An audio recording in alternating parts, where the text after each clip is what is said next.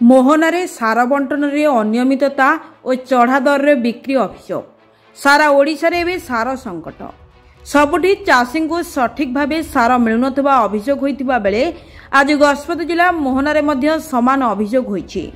मोहना समवाय समिति कार्यालय सार बंटन रे अनियमितता सह चढ़ा दर रे सार दिया जाइतिबा अभियोग करिसेंति चाषी।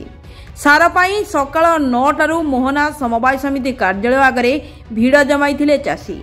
प्रथमे किछि चाषी को 10 रु 15 पैकेट सार प्रदान करा जाइथिला समवाय समिति अधिकारी।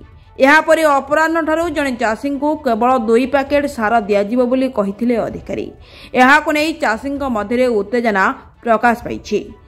प्रथमे काहेकि अधिक पैकेट दियागला बोली प्रश्न करिथिले चाषी।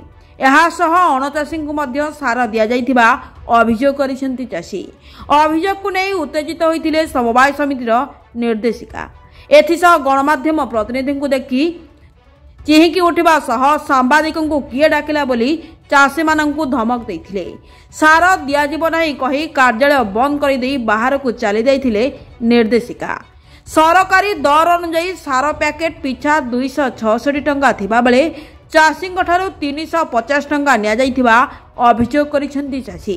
एनै समवाय समिति निर्देशिका किछि कहिबाकू मना करि दैथिबा बेले तदंत करी कार्यानुष्ठान नियाजिबो बोली कृषि परिदर्शक कहिसेंति।